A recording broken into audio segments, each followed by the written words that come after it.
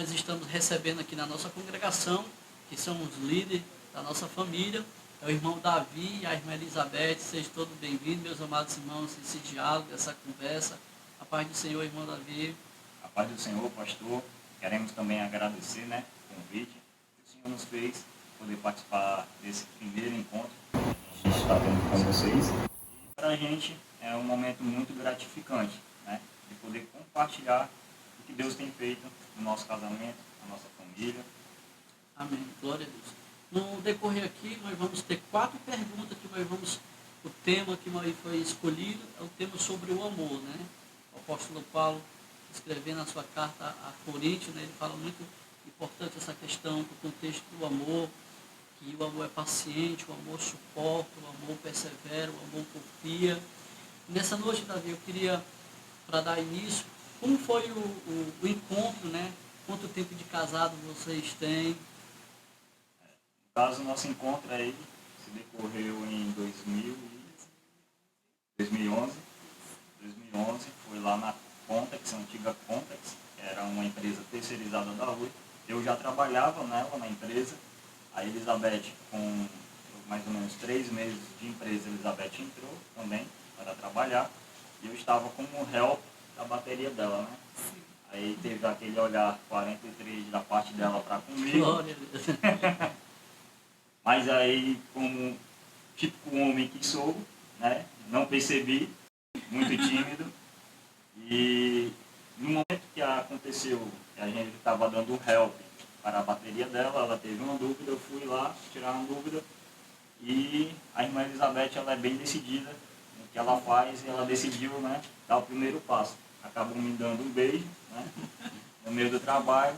Aí o irmão Davi, muito tímido, saiu correndo com medo de ser demitido, no momento. Aí depois do trabalho a gente conversou, Graças a Deus, o meu pai abençoou o nosso casamento. Glória. Fui aprovado, pelo meu pai, que era uma grande preocupação, Até mesmo porque os jovens assim, que pretendem futuramente casar, sempre ouvir os seus pais. Muito importante, Muito importante, porque às vezes, muito jovem decide entrar num casamento, noivar, sem a aprovação dos pais. E outro ponto bastante interessante sobre isso, que a gente deve observar no momento que a gente vai escolher uma pessoa para casar, ou até mesmo para namorar, e nós que somos cristãos, eu tinha muito isso no meu coração. Elizabeth, ela foi a resposta de uma oração que eu fiz a Deus, um dia antes, que era um domingo, eu tinha ido para o culto, e tinha orado, no momento ali da adoração a Deus, e tinha orado: Senhor, envia um amigo para andar comigo aqui em Fortaleza, um amigo que seja da igreja, que seja crente, mas principalmente que ele ame mais a Deus do que a ele mesmo. Então o Senhor assim não me trouxe um amigo, mas me trouxe uma amiga, uma companheira, uma auxiliadora, uma esposa. E eu acho que essa foi a principal característica que me encantou nela, o amor de Deus que ela tem, é um grande amor. Glória a Deus. Interessante que o início aí foi como um amigo, como você citou aí. Eu vou até utilizar o versículo bíblico que Salomão ele diz assim, que em todo tempo ama o amigo, E na angústia nasce o irmão, São nas horas mais difíceis que Deus coloca as pessoas especiais para estar do nosso lado. E no seu caso aí, Deus colocou a irmã Elizabeth para estar do seu lado até hoje. Interessante que aí vê o que? O fruto, Vocês têm um filho que é o irmão Salomão. Tem quantos anos ele? 11 anos. 11 anos. Que pensa, Interessante disso é que no começo do nosso casamento, no primeiro ano de casamento, a Elizabeth disse que ela não podia engravidar, que ela já tinha feito vários exames, E o médico disse que se ela precisasse, se ela fosse engravidar, ela precisaria passar por vários tratamentos, E eu olhei para ela e comecei a rir. Aí eu disse assim: minha filha, você já ouviu falar em Jesus? Jesus opera milagres. Jesus é o Jesus que faz milagre, meus irmãos? Vocês que nos acompanham aqui nessa noite, Você que está vendo essa live, você que está ouvindo esse momento, esse diálogo, nosso Deus é o Deus que trabalha, para aquele que nele confia, você que tem uma promessa de Deus, você que está esperando. confie, espere que se Deus te prometeu, Ele vai cumprir, assim como Deus cumpriu na vida do irmão Davi. Irmão Davi, nossa primeira pergunta que nós temos nessa noite é a pergunta de número 1. Como o amor pode amadurecer após o sim no altar, mesmo diante dos desafios do dia a dia? Essa pergunta aí eu vou deixar a Elizabeth ela começar a resposta e eu concluo a resposta dela.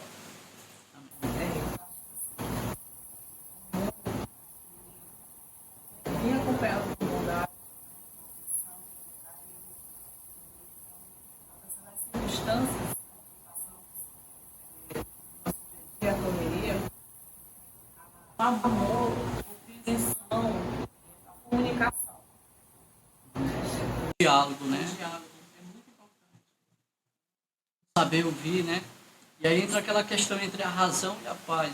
Existem algumas situações que você tem que dar razão e fica com a paz. E aí no decorrer do dia a dia, né? Os dois vão conversando, suportando, né? Glória a Deus. E assim, para complementar essa primeira pergunta, eu acho que o fundamental é justamente o que Paulo ensina aos cristãos a viverem, principalmente o fruto do Espírito. Quando você é um jovem que você cresce na igreja, você já conhece a Cristo, você quer casar, a primeira coisa que você tem que fazer e ter na sua vida é os frutos do Espírito, porque são os frutos do Espírito que vai fazer a escolha do amor florescer no casamento, amadurecer. Glória a Deus. Que bênção. Nós estamos aqui conversando, meus irmãos, com o irmão Davi e a irmã Elizabeth, e foi escolhido 4 perguntas, né? Eles acabaram de responder a primeira pergunta. Nós vamos para a segunda pergunta. Qual é o papel de Deus na manutenção e crescimento do amor dentro do casamento cristão? Essa é uma pergunta bastante interessante, porque muitas pessoas perguntam: Davi, qual o segredo de um casamento longínquo? Qual o segredo de um casamento feliz? A resposta é somente uma: Jesus. Jesus, ele tem que ser o centro. Porque quando Jesus está no centro do nosso relacionamento, nós vamos estar no centro da vontade de Jesus. E se nós estamos no centro da vontade de Jesus, tudo que vem sobre o nosso casamento vai ser a bênção de Deus sobre nós. Quer dizer que nós não vamos passar luta no casamento? Não vai ter dificuldade? Não vai ter brigas ou discussões? Claro que não. Vamos ter todos esses problemas. Mas a diferença vai ser como a gente lidar com esses problemas. Então eu acho que a principal resposta é ter Jesus, convidar Jesus para viver, não é para visitar a nossa casa, nosso relacionamento. Ele é para viver, do início até a eternidade. E até mesmo, pastor, aqui eu vou deixar um versículo que fala muito sobre isso, né? Que assim, lá em Efésios 4, 15, diz assim, antes seguindo a verdade em amor e cresçamos em tudo naquele que é a cabeça em Cristo.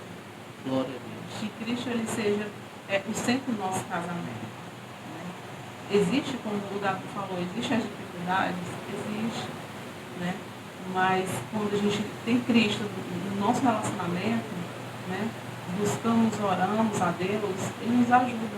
Glória a Deus. Quando você convida Jesus para entrar na casa, né? Quando Jesus aparece em nossas vidas, Ele vem para nos sustentar com mudança de caráter, mudança de personalidade. A gente vê a mão de Deus trabalhando na nossa vida, no relacionamento entre família, pais.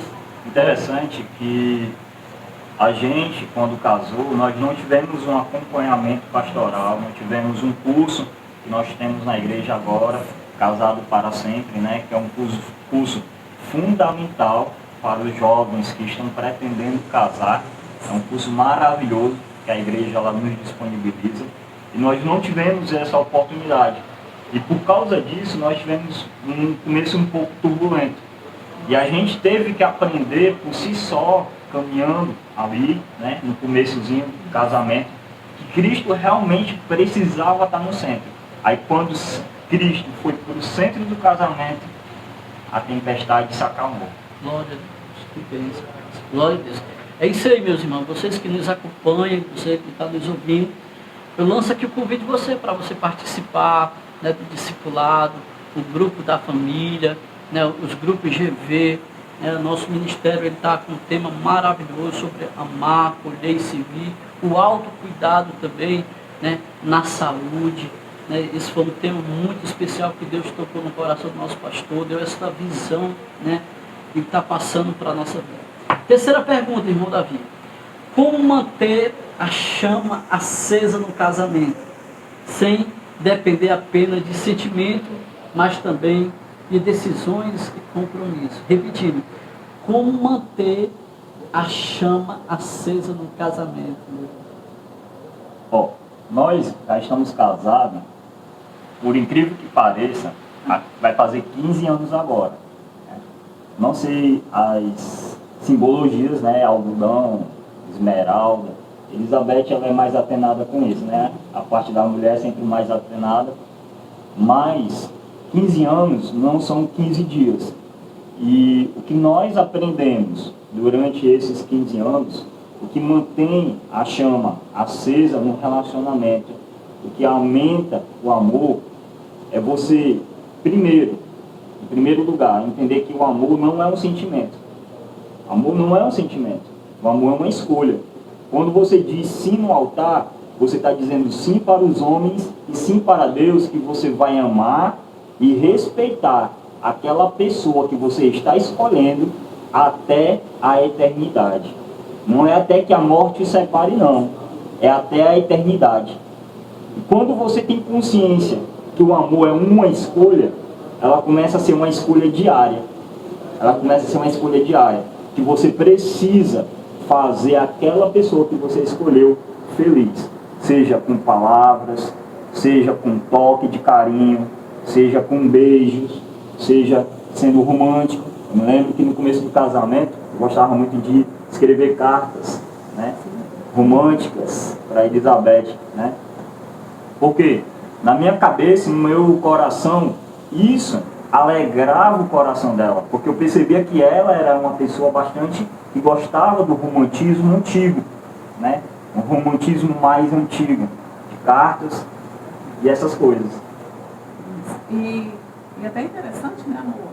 O GV dos casais, ele fez essa dinâmica, né? De 30 dias a gente colocar o que o outro queria que o outro fizesse, né? E assim foi feito. E interessante que quando eu fiz o meu primeiro dia, eu peguei foi uma carta. Eu queria que eu fizesse uma carta para ele romântica. E assim, foi muito difícil, né? E para mim, porque eu nunca tinha feito uma carta assim, romântica. Eu recebia, mas para mim fazer, né? Eu recebia dele, mas para mim fazer foi muito difícil. E eu achei até, eu gostei, né? Eu vou fazer outras vezes uma carta. E isso é bom, manter esse romantismo, né? Ter aquele momento de casal, você e o seu esposo. Esse é bom, né? De conversa, ter aquele momento, aquele jantar, fazer aquele jantar especial, né? Trocar, não precisa ser só um momento específico, né? O dia do aniversário dela, ou o dia de namoro, que a gente está marcando de casamento. Não, mas... Só interrompendo ali, Elizabeth, não precisa também ter dinheiro para fazer isso, né? Uma coisa simples você pode quebrar, né? Uhum. Até como eu disse, até mesmo uma carta simples, né? De uma declaração, aquilo ali deixou ele tão feliz que ele brincou, até disse que ia moldurar a carta, porque foi a primeira vez que eu escrevi a carta para ele. Ela não precisou de dinheiro, né? Só uma caneta e um pedaço de papel. E essas pequenas coisas, né? Que mantém essa chama no casamento, né? Então não é somente, né? Eu estou sem dinheiro para me passear. Não precisa, né? Pequenas coisas já deixam a mulher feliz, né? Glória a Deus. Que bênção, rapaz. Eu estou aprendendo aqui com vocês, viu? Quarta pergunta. Quais as práticas espirituais, como oração juntos ou leitura da Bíblia, vocês recomendam para fortalecer o amor no casamento? Eu acho que isso daí é uma questão de disciplina, né? A primeira coisa é o devocional individual, porque, em primeiro lugar, a Bíblia nos ensina que nós devemos amar a Deus sobre todas as coisas. Então, nosso primeiro amor é Deus. Então, nós precisamos ter o nosso relacionamento com Deus constante, o nosso devocional constante com Deus. Porque quando nós não temos o nosso relacionamento constante com Deus e acabamos nos esfriando na fé, automaticamente isso acaba prejudicando o relacionamento, o casamento, a família, os filhos, o trabalho, né? Então, a primeira dica que eu dou é manter o devocional aceso, né? Outra coisa também, a oração em família, que nós fazemos. Sempre levantar um altar de oração, né? Estar com a família ali na mesa, né? A mesa, ela é uma referência ali para os filhos, né? Estamos orando sempre pela família. E assim, pastor, é fundamental. Eu acho que as duas coisas andam juntas, né? Porque a palavra, ela, a gente conhece a Deus, né? E a oração, ela nos aproxima de Deus. Então, sim, anda em conjunto. Você tem sempre que estar ali diariamente lendo a palavra, né? E buscando a Deus. E isso é algo interessante que nós vemos que reflete nos nossos filhos, porque filho de crente não é crente. Filho de peixe, peixe é, mas filho de crente não é crente. Então, muitas das coisas que são pregadas nos cultos, as crianças, elas não absorvem aquilo, né? O que ela vai observar e absorver são os exemplos familiares das pessoas que estão próximas a ela. E isso é muito interessante, que quando Salomão ele tinha mais ou menos uns 7 anos de idade, hoje ele tem 11, quando Elizabeth estava doente, né? Ele disse: papai, vamos orar pela mamãe, porque Deus tem poder para curar. Então, quando eu escutei isso do Salomão, isso me alegrou o coração e confortou, porque não somente com palavras, mas com exemplo, a gente estava ensinando o caminho de Cristo para ele. Ele já sabe o caminho que é a oração, e que Deus ele pode ouvir a oração e responder às nossas orações. A palavra de Deus diz, né, que a oração do justo, ela pode muito ser feita. Deus ele ouve, Deus ele escuta nossas orações. Irmão Davi, irmã Elizabeth, eu quero agradecer a Deus por esse momento tão importante, né? Nós estamos aqui falando de Deus, falando da família, do amor de nosso Senhor e Salvador Jesus Cristo, que Deus ele amou o mundo de tal maneira que deu o seu Filho, se entregou pelas nossas vidas. Então, eu quero ser grato por esse momento tão importante aqui. Vou deixar as palavras para você também, para a irmã Elizabeth, para depois a gente fazer uma oração. Bom, eu queria deixar alguns versículos para meditação dos amados que vão estar assistindo, tá bom? Esse podcast, que se encontra em 1 Pedro, no capítulo 3, né? Alguns pontos. Principal: mulheres, sede vós igualmente submissa ao vosso próprio marido, para que, se ele ainda não obedece à palavra, seja ganho sem palavra alguma. Né? Submissão não é ser escravo. Submissão é você ajudar, auxiliar o marido. Isso é um conselho que Pedro ele traz para a mulher, que a mulher ela precisa ser prudente nas decisões que ela está tomando dentro de casa, porque a mulher ou ela edifica a casa ou ela destrói a casa, e ela tem que ter consciência que ela tem esse poder, né? O homem não tem esse poder, a criança não tem esse poder, mas a mulher tem. A mulher tem o poder de edificar e de derrubar a casa. Então, quando a mulher ela é temente a Deus, ela é submissa a Deus, submissa ao marido, ela vai estar edificando a sua casa. E o segundo ponto, no versículo 7, diz assim: marido, vós igualmente vivei a vida comum do lar, com discernimento e tendo consideração para com a vossa mulher como parte mais frágil. Tratai-a com dignidade, porque sois juntamente herdeiros da mesma graça de vida, para que não se interrompam vossas orações. Então, homens, cuidado, tratem vossas esposas com delicadeza. Eu sei que é muito difícil, às vezes, depois de um dia de trabalho árduo, de estresse, dor de cabeça, e o homem tem muito essa questão da explosão hormonal dentro de si, né? E é muito difícil. Por isso que o conselho que eu dou, ore a Deus, peça mansidão sempre, todos os dias. É algo que eu sempre oro a Deus, que Ele me dê um coração segundo o coração de Deus, manso e humilde, justamente para tratar a minha esposa como ela merece ser tratada, com delicadeza, graça e virtude. Glória a Deus, que bênção. Meus amados irmãos, vocês que nos ouvem aqui, que estão nos acompanhando, eu quero aproveitar esse momento aqui também e compartilhar para vocês que agora, domingo, nós teremos um sorteio, né, de uma mecha no cabelo aí, você que é mulher, você que é jovem, deseja aí uma mudança nos seus lindos cabelos. Nós vamos ter um sorteio agora, domingo, nosso culto de Santa Ceia. Eu quero também convidar você para estar conosco no nosso congresso, agora no próximo mês de julho, nosso congresso de jovens. Não, você não pode perder essa oportunidade de estar aqui conosco, tá bom? Também para você estar nos seguindo pelo Instagram, pelo YouTube, tá bom? Siga lá, entre lá, acompanhe lá conosco. Todo domingo nós temos nosso culto aqui de celebração, tá bom? Irmão Davi, mais uma vez, irmã Elizabeth, grato pela vida de vocês. Vocês são uma bênção para a nossa congregação, para a nossa família. E eu quero agora fazer uma oração, né? Amém. Mesmo orar pelo seu filho, por sua família, por todos os casais, tá bom? Senhor, nosso Deus e nosso Pai, aqui nessa noite nós te louvamos, Senhor, te agradecemos. Nosso coração tem gratidão pelo teu trabalhar, pelo teu mover, pela vida dos casais, pela vida da irmã Elizabeth, a vida do irmão Davi, a nossa vida que estamos falando contigo. Pai, muito obrigado por este momento tão importante, que é falando do teu amor, das tuas grandezas, Senhor, da tua bondade, da tua misericórdia. Nós intercedemos por todos os casais aqui da nossa congregação, todos os casais do mundo, do Brasil, da nossa nação. Pai, nós sabemos que o maior patrimônio que tem é a família. E nessa noite nós estamos aqui intercedendo pelas famílias.